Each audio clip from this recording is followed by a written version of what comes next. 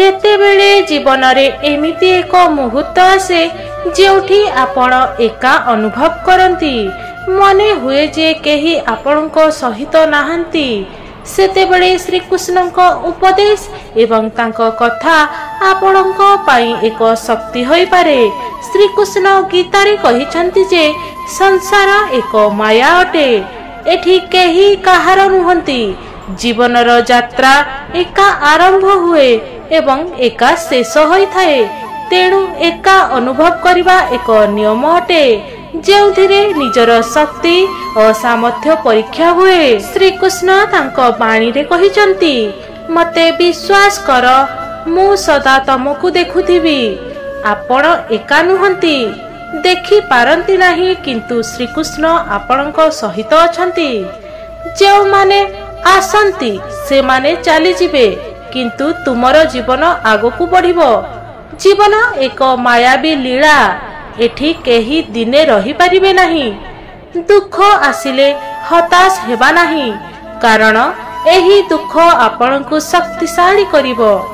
दुख एवं संघर्ष ही आपनक श्रेष्ठतार परीक्षा केही आसी आपनकु बंचाइबो नाही आपण निजे निज पई दृढ़ हेबाकू पड़िबो आउ अन्य मानंकु आशा करिबा छाड़ंतु आपण निजे निज रास्ता खोजंतु। सफलता एक दिने मिले नाही जेतेबेले आपण एका अनुभव करंती सेतेबेले अंतर्ज्ञान एवं आत्मविश्वास अधिक जोरदार होई थाए। श्री कृष्ण कहिसंती मो नाम नै निज चिंता दूर कर निज प्रयास जारी रख क्षणिक जंत्रणा एवं विपद जीवनर अंश अटे एहा आसीबो एवं चली जीवो जदि तुमे अन्य मानक नजर अनुसारे चलिबो तेबे निज रास्ता हराइबो। निज लक्ष्य उपरे ध्यान दियो अन्य मानक मत एवं विचार आपणक जीवनर अंश नाही निज पाई निजे संघर्ष कर कारण एही संघर्ष ही तुमर सफलतार निर्माण करिवो। एही दुनिया केबे एकत्वर मूल्य बुझी पारिबो नाही किंतु तमे निजे अनुभव करि पारिबो। तुमे जदि एका अनुभव कर एहा निजको एक नुआ भावरे देखिबार अवसर अटे। आपणक एकत्व आपणक मध्यरे थिबा असीम शक्ति को प्रज्वलित करे। एही दुनिया केबे आपणकु प्रश्न पचारिबो किंतु आपणकर कर्म आपणकर परिचय देबो। कहार कथा सुनी आत्मविश्वास नष्ट करंतु नाही निज काम एवं कर्म अनुଯାୟୀ आगकू बढ़ंतु।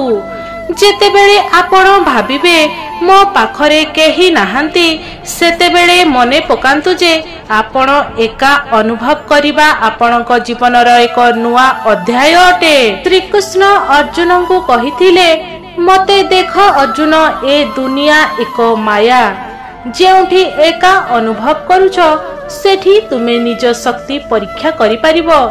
केही तुम सह रहिबा पाई जन्म होई नाहंती जीवनर यात्रा तुमर एही रास्ता तुमे निजे बाछिबा को पड़िबो। एठी केही काहार नुहंती मनुष्य माने आसीबे एवं चली जिबे किंतु जीवन एका आगकू बढ़िबो। जदि निजको एका लागे ताहेले एहा तुमर परीक्षा निज शक्ति देखैबार समय आसीगला। मु हेउची तुमर साथी तुम अस्त्र एवं तुम संरक्षक आत्मविश्वास रख मु तुमर सहित अछि। ए दुनिया भ्रम तुमर कर्म ही तुमर सफलतार मूल अंश केही किछि देई परिबो नाही निजे अर्जन करिबा को पड़ी थाए। एही दुनिया रे केही काहार होई न थाए जेउ माने आसंती से माने चली जिबे निजको जणांतु एवं आगको बढ़ंतु। दुख एवं एकत्व मानव जीवनर अंश अटे। एही यात्रा रे अन्य मानक उपरे निर्भर करिबा भूल। मनुष्य एका आसी थाए एवं एकाकी चली जाए तेणु एका हेबार भय करंतु नाही। जेउ माने आपणको छाड़ी चली जाइचंती से माने कदापि आपणकर सफलतार अंश हेबे नाही। एही तथ्य ग्रहण करी आगकू बढ़ंतु। जेउ माने निज उपरे भरोसा करंती से माने सफलता लाभ करंती। एबे आपण निज प्रश्नर उत्तर निजे खोजंतु। ମୋ ଉପରେ ଭରସା ରଖ, ମୁଁ ଏବେ ମଧ୍ୟ ତମକୁ ଛାଡ଼ି ଯାଇନାହିଁ। ଯଦି କୌଣସି ଜୀବନରେ ବିପଦ ଆସେ ତାହାକୁ ଏକ ଅବସର ଭାବି ନିଅନ୍ତୁ। ଏଠି ଆପଣ ଏକ ନୂଆ ଜୀବନ ଆରମ୍ଭ କରିପାରନ୍ତି। ତୁମର ଦୁଃଖ ମୋ ଉପରେ ଛାଡ଼, ମୁଁ ସବୁ ଠିକ କରିଦେବି। କିନ୍ତୁ ତୁମେ ନିଜ କର୍ମ କରିଯାଅ, ମନରେ ଆଶା ରଖ ଏବଂ ଏକ ନୂଆ ଅଧ୍ୟାୟ ଲେଖ। ଏକା ହୋଇଥିଲେ ମଧ୍ୟ ଏହି ଦୁନିଆକୁ ଜଣାଇ ଦିଅ ଯେ ଆପଣ ଅବିଶ୍ୱସନୀୟ। ତୁମର ଜୀବନ ନିଜେ ଏକ ଶିକ୍ଷା, ଏହାର ପାଠ ପଢ଼ ଏବଂ ଆଗକୁ ବଢ଼।